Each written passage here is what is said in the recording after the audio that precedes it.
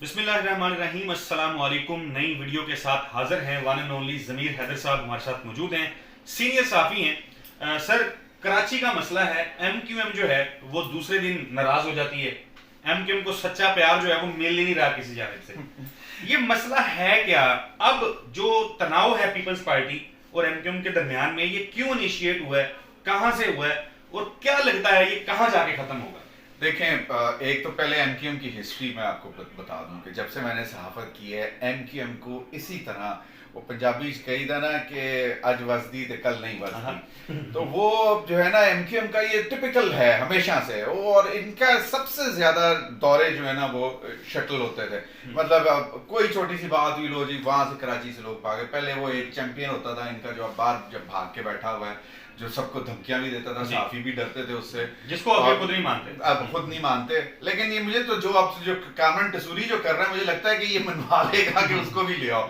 لیکن خدا نہ خواستہ اگر وہ آ گیا تو پھر دوبارہ وہی کراچی کے حالات، مطلب میں سمجھتا ہوں کہ کراچی جو بہت بہتر ہو گیا، جو 95 میں کراچی تھا یا اس سے پہلے جو کراچی تھا، بوریاں بند لاشیں اور جو لوگوں کے ساتھ تشدد، ظلم اور قتل و غارت ہوتی تھی، تو یہ جو ہے معاملہ وہ ہمارے سامنے ہے کہ یہ ایم کیو ایم کا نا یہ ٹپیکل ہے کہ انہوں نے چھوٹی چھوٹی بات پہ ناراض ہونا چاہیے، ناراض ہوتے ہیں۔ چائے رکھ دے یار ادھر، خیر ہے چائے ساتھ ہی آ جائے، چائے بھی پی لینی چاہیے۔ ہاں، تو اسد یہ جو ہے نا معاملہ بڑا ہی تکلیف دہ معاملہ ہے۔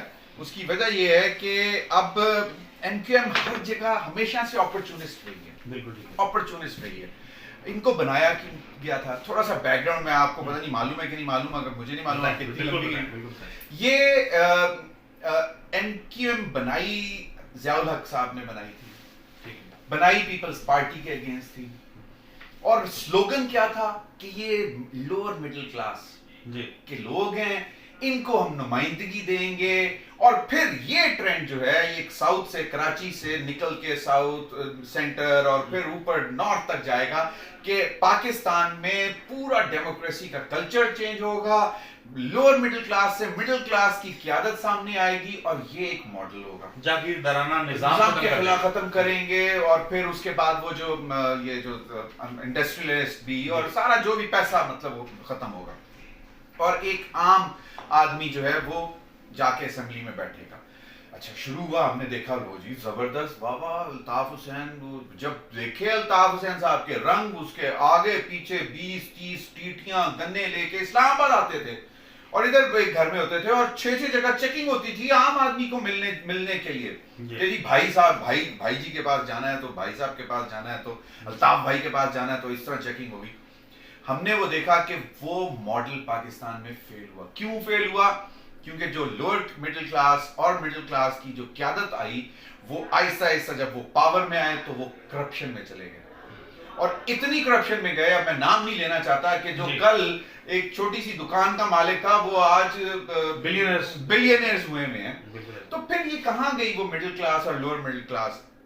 اور اس طرح پھر یہ باقی ملک میں تو کیا آنا تھا، وہاں پہ ہی تباہ ہو کے رہ گئی۔ تو ایم کیو ایم جو ہے بیسکلی وہ اس ماڈل پہ بنی تھی۔ دو ہی تھے ریزنز، کہ ایک تو پیپلز پارٹی کو ختم کیا جائے سندھ میں، اور دوسرا جو ہے وہ لوور مڈل کلاس ریپرزینٹ۔ لیکن ہم نے دیکھا وہ کرپشن کے زور پر، ہاں جنہوں نے نہیں کی وہ آج نام بھی نہیں ہے ان لیڈرز کے ایم کیو ایم میں، وہ بنی تھی پیپلز پارٹی کو کاؤنٹر کرنے کے۔ اچھا ٹوٹ گئی، وہ سارا لوگوں کو پتا ہے، ریسنٹ ہسٹری جو ہے وہ لوگ جانتے ہیں۔ بالکل، اب دوبارہ اکٹھی کی جا رہی ہے، یہ پیپلز پارٹی کے لیے تو اکٹھی نہیں ہو رہی، کیا یہ پی ٹی آئی کے لیے اکٹھی کی جا رہی ہے؟ اور دوسرا کراچی کا بلدیاتی الیکشن، یہ ذرا بتائیں۔ یہ دیکھیں اسد، یہ بڑی امپورٹنٹ بات ہے کہ پہلے تو وہ اکٹھی تھی اور پھر ٹوٹی، اور پھر وہ چلے پاکستان پیپلز پارٹی کو فائدہ ملا۔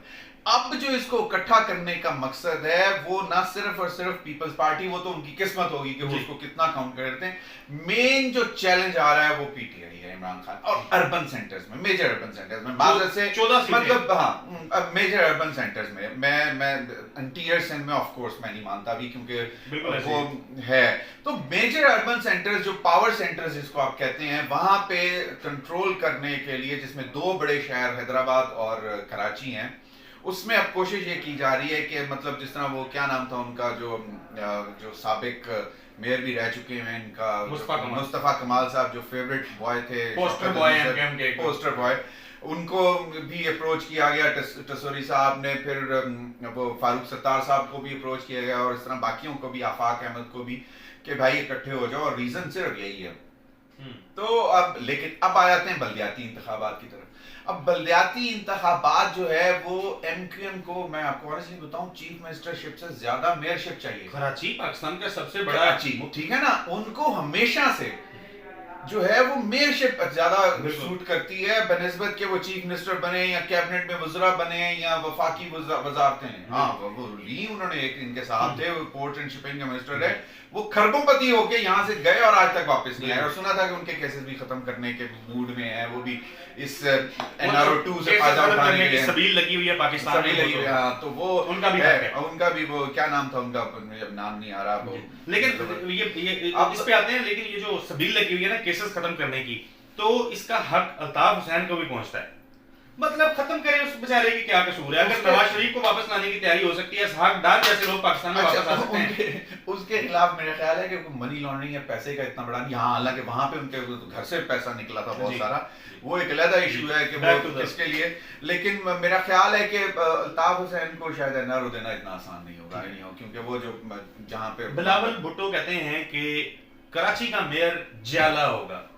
देखें, अब यही तो सबसे ज्यादा तकलीफ क्या है, अभी इनको चीखें क्यों निकली हैं? जब ये पहले 2-3 दफा पोस्टपोन हुए थे तब भी साथ ही पिटीशन डाल देते कि भाईजान ये हल्का बंदियां दोबारा कर ले।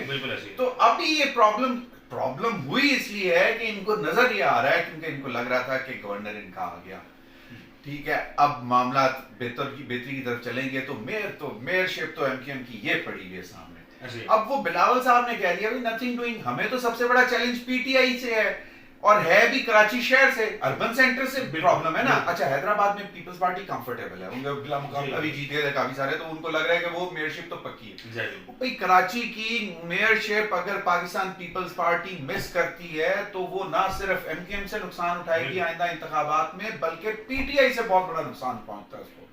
तो पीपल्स पार्टी को अब मालूम है कि अगर उन्होंने कुछ डिलीवर करना है तो मेयरशिप उनको कराची की लेनी पड़ेगी। वो अब उस कॉन्फिडेंस लेवल पर आ चुके हैं। मुराद अली शाह ने बहुत से बेहतर काम किए हैं, कुछ मतलब जो वो जो जिसको चाइना कटिंग कहते थे उसके ऊपर भी मतलब मामला बहुत सारे उन्होंने बेहतर करने की कोशिश की है। अदलिया ने भी करवाई, हाँ अदलिया ने भी करवाई है। तो इसलिए अब उनको लगता है कि अगर मेयरशिप अगर पीपल्स पार्टी के हाथ नहीं आती तो फिर ये दोनों ही हाथ मलते रह जाएंगे, पीपल्स पार्टी भी और एमक्यूएम भी, और पीटीआई स्वीप कर जाएगी। सर आखिरी सवाल, क्या मौजूदा जो लड़ाई चल रही है पीपल्स पार्टी, आज ज़ाहिर है वफाकी वज़रा पहुंचे हुए कराची में, क्या ये इम्कान है कि एमक्यूएम जो है वो किसी पॉइंट पे आके हुकूमत से अलग हो सकती है? देखें, ये हुकूमत से अलग कभी भी नहीं होता। अच्छा, ये कभी ना ये कोई चक्कर नहीं है। इन्होंने वजारतों से इस्तीफा दे दिया, कोई मसला नहीं है, कैबिनेट से इस्तीफा दे दिया, ठीक है, वो मंजूर हो नहीं हो चलता रहेगा जी करना। लेकिन नाराजगी मुंह फुला के नहीं साइड पे बैठ जाती बस, मतलब कि ना मैनू कुछ खाना बनाना पवे, ना मैनू कुछ सस कुछ कवे, मैं मुंह फुला के साइड पे बैठी रहा, मेरा प्रोटेस्ट रजिस्टर होता रहे और वोटर इंटैक्ट रह के देखो यार हमारी साढ़े पीछे रुसी हुई है। तो वो जो है ना ये है इनका। तो मुझे नहीं लगता कि हुकूमत नहीं छोड़ेंगे। अच्छा, ये नहीं छोड़ेंगे। अब देखना ये है कि पीपल्स पार्टी मियां शहबाज शरीफ साहब के कितने दबाव में आती है, और दीगर गारंटर्स जिसमें तारिक बशीर चीमा साहब भी गारंटर थे, गफूर हैदरी साहब गारंटर थे, मौलाना फजल रहमान साहब ने तो आज कह दिया अभी मेरी तबीयत खराब है। वो उन्होंने सारी सियासी सरगर्मियां वो क्या कर दी हैं, जो भी है तर्क कर दी हैं, तो वो उनकी तबीयत खराब हो गई हुई है।